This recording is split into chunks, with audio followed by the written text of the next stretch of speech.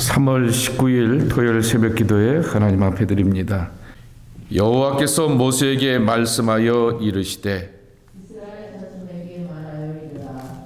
여인이 임신하여 남자를 낳으면 그는 6일 동안 부정하리니 곧 월명할 때와 같이 부정할 것이며 여덟째 날에는 그 아이의 포피를 벨 것이요 그 여인은 아직도 33일을 지나야 하늘이 깨끗하리니 정결하게 되는 기한이 차기 전에는 성물을 만지지도 말며 성소에 들어가지도 말 것이며 여자를 낳으면 그는 2일 동안 부정하리니 월경할 때와 같을 것이며 사늘이 깨끗하게 되면 66일을 지내야 하리라. 아들이나 딸이나 적절하게 되는 기한이 차며 그 여인은 혼례를 위하여 1년 된 어린 양을 가져가고 속죄제를 위하여 집이들기 새끼나 사비들기를 회망원 제사장에게로 가져갈 것이요 제사장은 그것을 여호와 앞에 드려서 그 여인을 위하여 속죄할지니 그리하면 사녀리 깨끗하리라. 이는 아들이나 딸을 생산한 여인에게 대한 규례니라. 그 여인이 어린 양을 다시기에 힘이 미치지 못하면 사비들기 2마리나 집이들기 새끼 2마리를 가져다가 하나는 번제물로 하나는 속죄제물로 삼을 것이요 제사장은 그를 위하여 속죄할지니라. 그가 정결하리라. 아멘. 출산한 여인에 대한 정결 예식입니다. 정결하기 위한 것이지 부정타 말하기 위한 것이 아니라고 하는 그 요점을 기억해야겠습니다. 결국 긴 시간 동안 아이를 낳게 되었던 여인 어머니를 향하여서 정결해질 수 있는 이 기간을 두게 되었던 것은 그만큼 그 여인이 출산 후에 지낼 수 있고 또 머물 수 있고 또 독자적으로 거할 수 있는 그러한 시간들을 주게 되는 것입니다.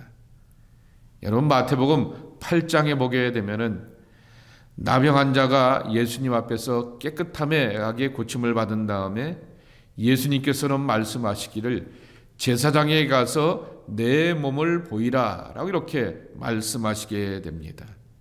나병 자가 고립되지 않고 일터와 가정으로 돌아갈 수 있는 그리고 성전으로 돌아갈 수 있는 제일 첫 번째 출발점은 바로 제사장에게 몸을 보이는 것입니다.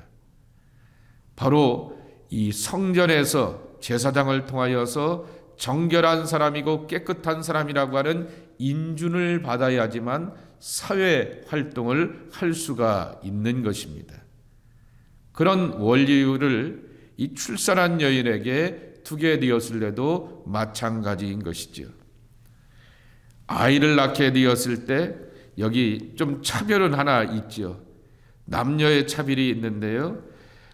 출산 후에 아들은 이 7일 그리고 8일째는 할례를 받으라 말하게 되니까 거기다가 33일을 더하라 말하게 되니 남자는 40일이 격에 되는 것이고 여자를 낳게 되었을 때는 66일을 이렇게 지내게 하면서 그 차이를 두게 되었던 것입니다.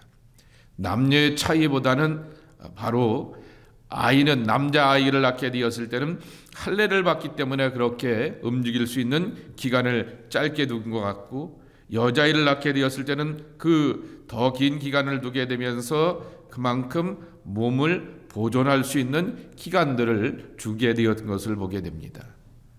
성경에 있어서 출산은 죄가 아닙니다. 분명히 창세기 기록의 말씀에 보게 되면은 생육하고 번성하며 이 땅에서 다스리라 말하게 됩니다. 번성하는 것은 재산이 늘어나는 것도 번성이지만은 유대인들에게 있어서 하나님의 축복의 상징은 바로 자녀들 아니었습니까? 그래서 대표적인 경우로 욥기 42장 말씀에 보게 되면은 욥의 자식들이 고난당하기 전보다도 배나 갑절로 늘어나게 되는 그러한 자식의 이 번성함을 주게 되었던 것은 바로 하나님의 축복의 회복이 바로 자식 가운데 있다라고 하는 것을 말씀하고 있는 것입니다. 그리고 시편 127편의 고백과 같이 자식은 하나님께서 허락하시게 되었던 선물이고 하나님께서 공급하여 주시게 되었던 약속의 기업이라고 하는 것입니다.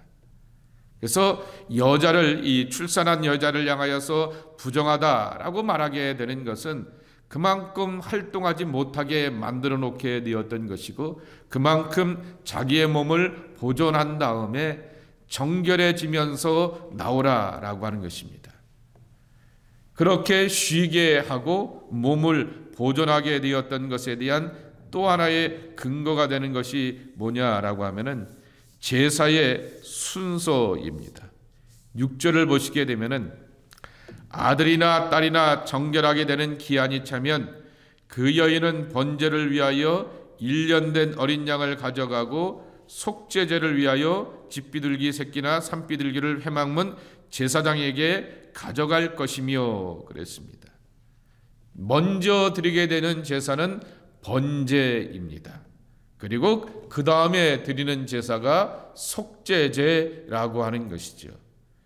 이 여인이 자식을 낳은 것이 부정한 것으로 이렇게 치부가 되어서 그 오랜 기간 동안 머물지 못하게 되었으면 제일 먼저 문제가 있고 부정한 여인이기 때문에 하자가 있다라고 하여서 하나님 앞에 드릴 제사가 속죄제라고 한다면은 죄가 많기 때문에 몸에 유출이 있었기 때문에 그 여인을 향하여서 정죄한다고 하면은 속죄제가 먼저일 것이죠.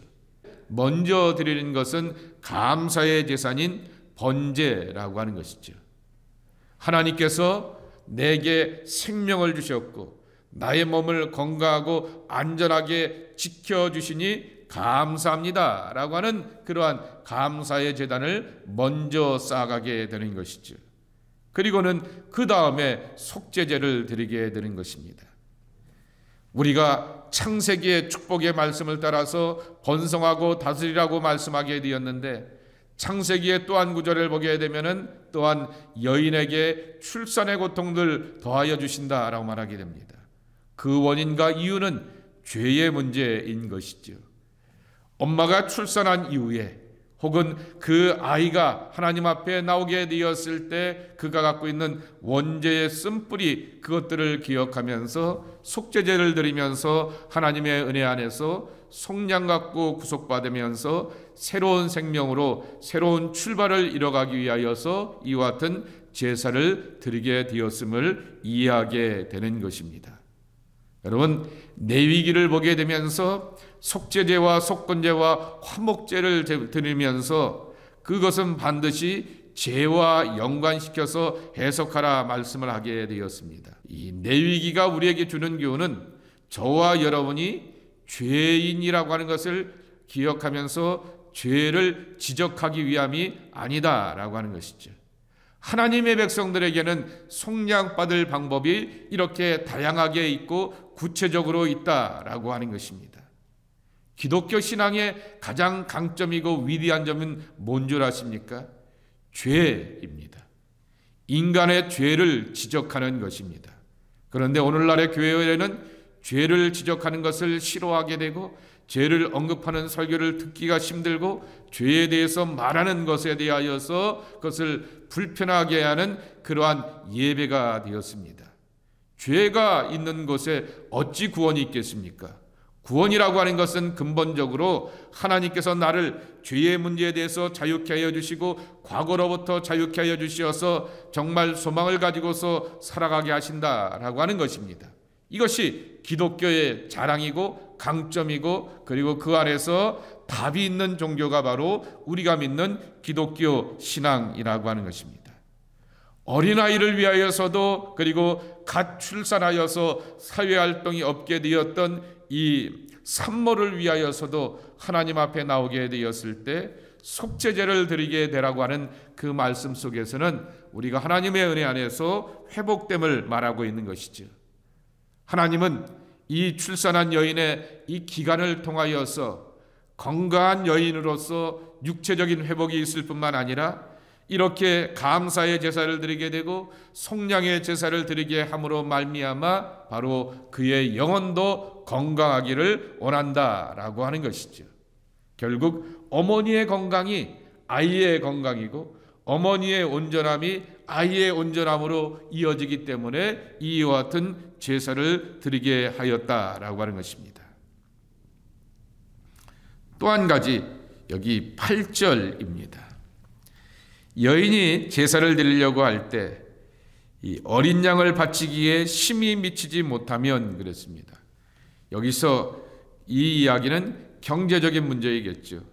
그 경제적인 어려움으로 인하여서 양을 바칠 그러한 형편이 되지 못하게 되면 산비둘기 2마리나 집비둘기 새끼 2마리를 가져다가 하나는 번제물로 하나는 속죄제물로 드릴 것이요 라고 이렇게 말씀하고 있습니다.